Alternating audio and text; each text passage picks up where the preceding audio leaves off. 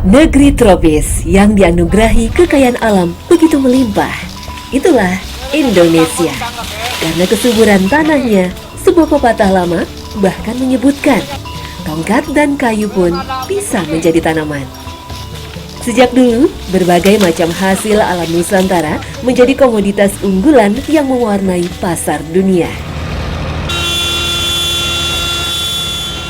Salah satunya tebu yang sudah menjadi komoditas penting sejak berabad-abad lalu. Bahkan, Indonesia pernah menjadi salah satu penghasil tebu terbesar di dunia dan Pulau Jawa menjadi sentra produksinya. Hingga kini, perkebunan tebu di Pulau Jawa masih memegang peranan penting dalam produksi gula nasional. Walaupun gula Indonesia tak lagi mendunia.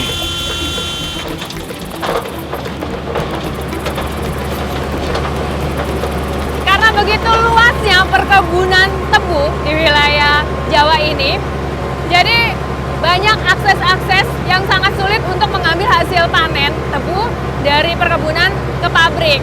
Makanya dipergunakan kereta lori atau kereta pengangkut tebu ini. Jadi kalau misalnya dulu dari zaman Belanda nih masih menggunakan mesin tenaga uap, tapi sekarang berubah jadi mesin diesel. Ini saya mau ke salah satu lokasi perkebunan, mau ikut panen nanti. Di banyak perkebunan tebu yang ada di Jawa, hanya tinggal beberapa saja yang masih menggunakan angkutan lokomotif sebagai transportasi utamanya. Dulunya lokomotif tua ini menjadi andalan pengangkut hasil tebu dari kebun menuju pabrik. Namun saat ini sudah mulai tergantikan dengan angkutan seperti truk. Musim panen tebu hanya datang sekali dalam setahun. Agar tebu bisa selalu panen, maka dibedakan waktu tanam dengan selisih 1 bulan dan pada saat curah hujan sedang rendah. Berkurangnya areal perkebunan tebu di Indonesia menjadi salah satu faktor kenapa produksi gula nasional kita menurun secara drastis. Kualitas gula yang dihasilkan dari tebu sangat dipengaruhi oleh faktor cuaca.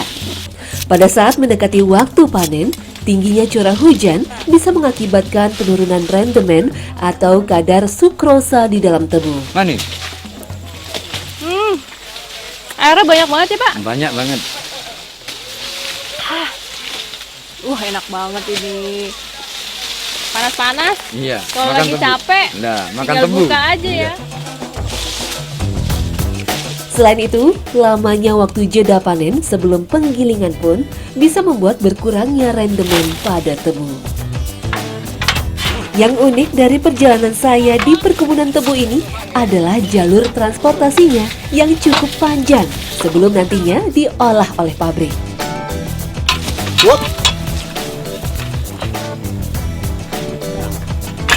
Tenang banget.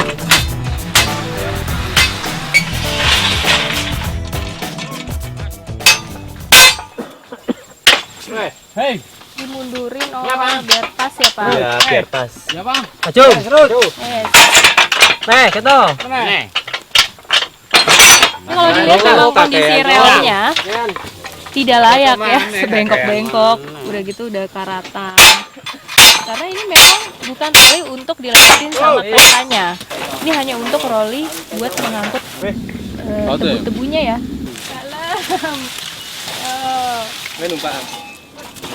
Nanti kalau udah nyampe di tengah-tengah diisi sama tebu-tebu, diangkut keluar menggunakan sapi ya Pak?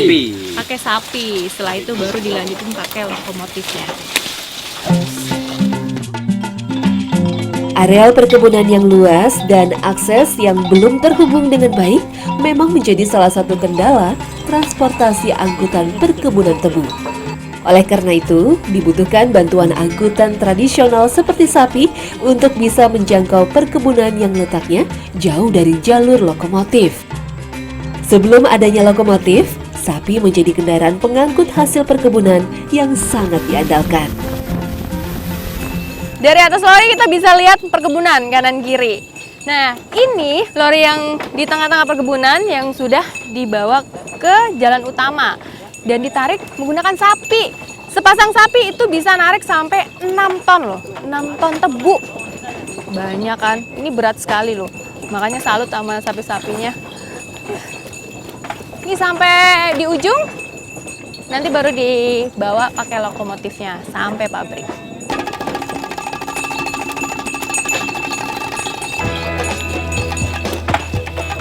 Setelah semua lori terisi, batang-batang tebu ini akan langsung dibawa menuju pabrik untuk diolah menjadi gula.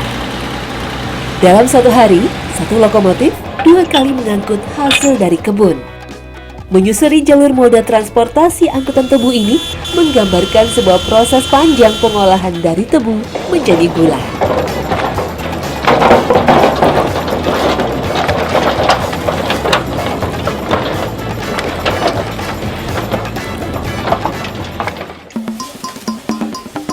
Tidak semua hasil kebun dijual oleh para petani langsung ke pabrik. Banyak diantaranya yang menjual tebu ke pengolahan rumahan di sekitaran perkebunan. Bukan untuk dijadikan gula pasir, tapi untuk produksi gula merah yang biasa dikonsumsi oleh masyarakat di sekitar perkebunan. Selain dijadiin gula pasir, biasanya tebu bisa dijadiin gula merah juga. Nah, ini salah satu alternatif penghasilan masyarakat selain bahan baku tebu itu dijual langsung ke pabrik. Nah, caranya ini tebunya diperes ya Pak ya, diperes airnya, kemudian baru dibilangnya digodok ini untuk tahap pembersihan. Jadi kalau misalnya kita lihat tuh ada busa-busa hitam, ini harus dibuang. Kalau nggak dibuang, nanti hasil gula merahnya jelek atau warnanya jadi nggak bagus. Nanti setelah itu baru ke tahap berikutnya. Pada prinsipnya, proses pembuatan gula merah dari tebu sama dengan gula merah kelapa, aren, dan juga lontar. Setelah digiling, hasil niranya akan dimasak di wajan besar dan ditambahkan sedikit bubuk soda untuk mengangkat kotoran yang menempel. Penguapan dilakukan secara bertahap dengan memindahkan nira dari satu wajan ke wajan lainnya yang disusun secara berderet sampai niranya menjadi kental. Ini tahap paling terakhir nih sebelum pencetakan. Jadi ini sengaja memang harus diaduk biar jadi lebih kental ya Pak. Kental dan warnanya berubah. Tadi kan warna gulanya tuh sedikit coklat, kecoklat-coklatan. Nah, kalau diaduk seperti ini nih, lama-lama menjadi kuning cerah. Nah, nanti kalau udah kentalnya, udah bagus warnanya juga, baru ke proses selanjutnya. Ke sebelah sini, pencetakan.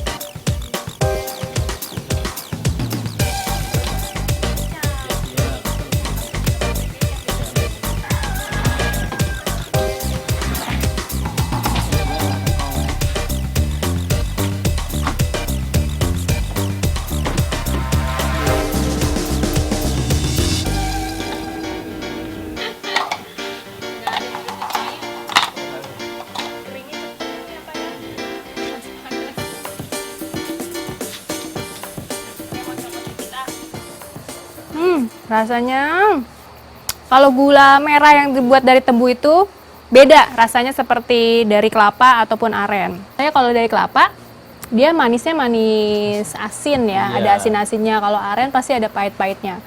Kalau yang dari tebu manisnya manis banget. Kalau orang Jawa dibilangnya legi ya, legi rasanya.